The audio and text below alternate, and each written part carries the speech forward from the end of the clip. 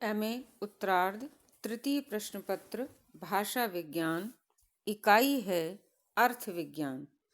और आज हम अध्ययन करने जा रहे हैं अर्थ विकास के कारण भाग 3।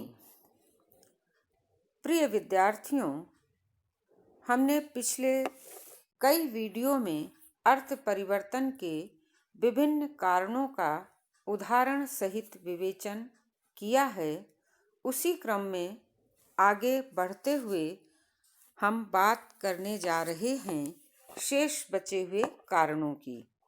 आज जो सबसे पहला कारण है वह कारण है सामान्य के लिए विशेष का प्रयोग करना। सामान्य के लिए विशेष का प्रयोग करने से भी शब्दों का अर्थ बदल जाता है। कभी कभी भाषा में जातिवाचक शब्दों के स्थान पर व्यक्तिवाचक शब्दों का व्यवहार होने लगता है और इस प्रकार व्यक्ति से ही जाति, समूह या वर्ग का ज्ञान होने लगता है। उदाहरण के लिए सभी प्रकार के शाक अर्थात तरकारियों के लिए सब्जी अर्थात हरे शाक शब्द का प्रयोग होता है। अब तो सब्जी फलों के अर्थ में भी प्रयुक्त होने लगा है। जहाँ स्याही केवल कालिख या लिखने के काले रंग को ही कहते थे, अब लिखने के लिए सभी रंग, चाहे वो लाल हो, हरी हो, नीली हो, स्याही ही कहलाती है। इसी प्रकार कौआ, कोयल, उल्लू आदि स्त्री पुल्लिंग दोनों के द्योतक हैं। छात्र, अध्यापक या मजदूर वर्गों में भी सभी लिंगों के व्यक्ति आ जाते हैं, भले ही वे छात्र छात्राएं हों अथवा छात्र पुल्लिंग हो, अध्यापक हों अथवा अध्यापिका हों, मजदूर महिला मजदूर हो या पुरुष मजदूर हो। इसी प्रकार खाना में पेय सामग्री, जलपान में खाद्य पदार्थ भी सम्मिलित रहते हैं। तो इस प्रकार हमने देखा कि सामान्य के लिए विशेष का प्रयोग करने से भी अर्थ में परिवर्तन हो जाता है। अगला कारण है अज्ञान, भ्रांति या पांडित्य प्रदर्शन। अज्ञान, भ्रांति या पांडित्य प्रदर्शन के कारण भी अनेक शब्दों के अर्थों में परिवर्तन हो जाता है। देवता जहाँ प्रारंभ में सुर तथा राक्षस अर्थ में असुर शब्द का प्रयोग भ्रांति मूलक ही है।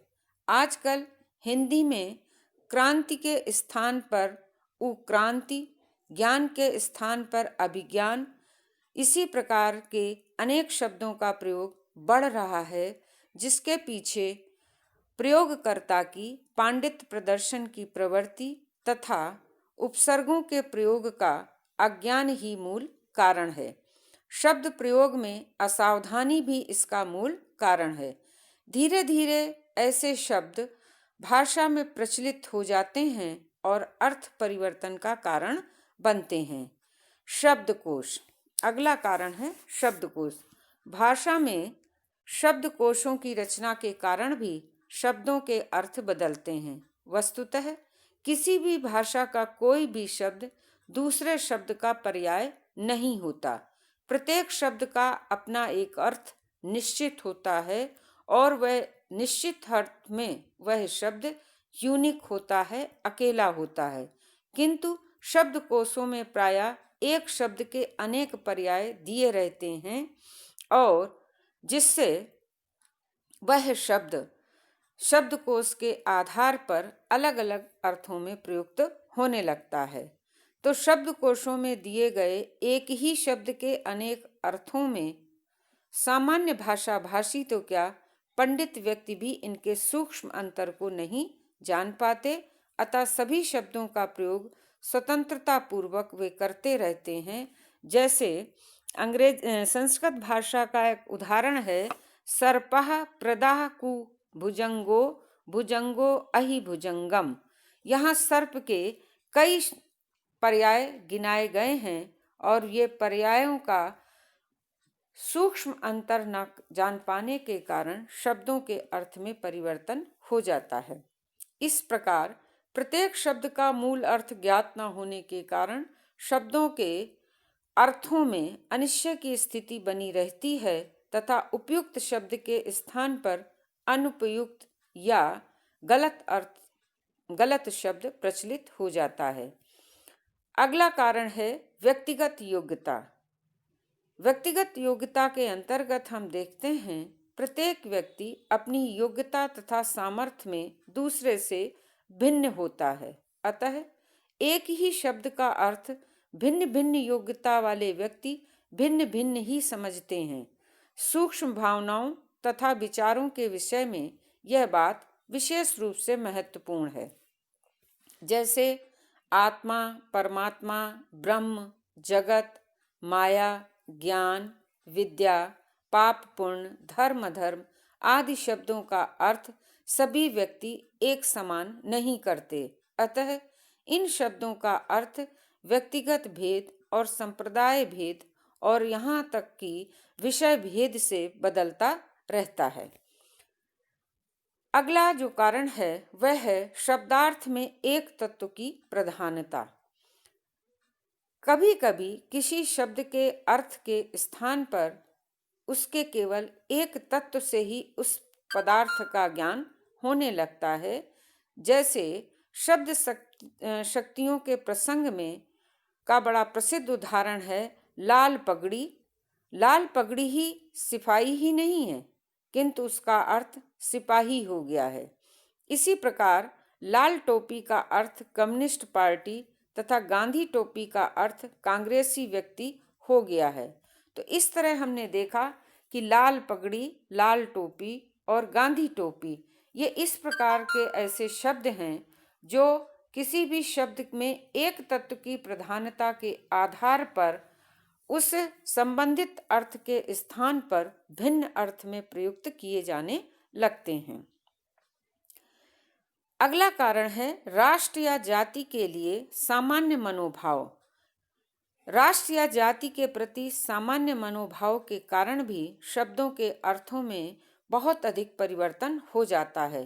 ईरानियों के देवता अहुर मज़्द में अहुर असुर का अर्थ आर्यों ने द्वेष के कारण राक्षस कर दिया, जबकि इसका मूल अर्थ था प्राणवान देवता। इसी प्रकार ईरानियों ने देव शब्द का अर्थ अपनी भाषा में राक्षस कर लिया। हिंदू का मूल अर्थ है सिंधु देशवासी। ईरानी में सा को हा बोला जाता है, किंतु द्वेष भाव के कारण ही मुसलमान लोग प्रायः हिंदू का अर्थ गुलाम या काफिर करते हैं और हिंदू लोग मुसलमान का अर्थ भ्रष्ट मानते हैं, जबकि इसका अर्थ है इस्लाम धर्मावलंबी। और इस प्रकार हम देखते हैं कि जब किसी भी राष्ट्र या जाति के प्रति हमारे मनोभाव बहुत सामान्य होते हैं या हमारे मन में उनके प्रति ईर्ष्या या द्वेष या हे दृष्टि होती है, तो इस कारण भी शब्दों के अर्थ में परिवर्तन हो जाता है। अगला कारण है संक्षेपीकरण। इस कारण भी शब्दों के अर्थ बदल जाते हैं। हस्तिन का अर्थ था हाथ वाला या सूंड वाला। इसके साथ मृग जोड़कर हाथी का अर्थ किया जाता है। बाद में संक्षेपीकरण द्वारा हस्तिन का अर्थ हाथी हो गया। इसी प्रकार अंग्रेजी में भी रेल, कार आदि शब्दों का अर्थ रेल, ट्रेन और मोटर कार हो गया है। अन्य भाषाओं के प्रायः जब हम दूसरी भाषाओं के शब्दों का ठीक ठीक अर्थ का ज्ञान नहीं कर पाते हैं या हमें उनके शब्दों के अर्थ ज्ञात नहीं होते हैं, तो इस कारण भी शब्दों के अर्थों में परिवर्तन हो जाता है। उदाहरण के लिए कुछ शब्द लेते हैं। फारसी भाषा का मुर्ग शब्द जो वहाँ सामान्य पक्षी वाचक था, हमारे यहाँ एक पक्षी विशेष के अर्थ में ही प्रयुक्त होता है। उपर्युक्त कारणों के अतिरिक्त भी अर्थ परिवर्तन के अनेक कारण हो सकते हैं, जैसे व्याकरण में समास होना, धातुओं से उपसर्ग लगना, उद्देश्य का विधेय होना या विधेय का उद्देश्य हो जाना, संज्ञा को विशेषण या विशेषण को संज्ञा के रूप में प्रयुक्त करना, लिंग भेद होना आदि आदि, ये सभी अर्थ परिवर्तन के कारण हैं। जैसा कि प्रारंभ में ही स्पष्ट कर दिया गया था कि अभी तक अर्थ परिवर्तन के पूर्ण कारणों का अध्ययन नहीं हो पाया है और न ही संभव है, क्योंकि हमारी भाषा सतत प्रवहमान, परिवर्तनशील और विकासशील है। ऐसी स्थिति में किसी भी भाषा के अर्थ परिवर्तन के संपूर्ण कारणों का अभिज्ञान करना और विश्लेषण करना संभव नहीं है। उसमें सदैव परिवर्तन होता रहा है, होता रहता है और होता रहेगा। अतः हम कह सकते हैं कि अर्थ परिवर्तन के भी नए नए कारण हमारे समक्ष आते रहेंगे इति।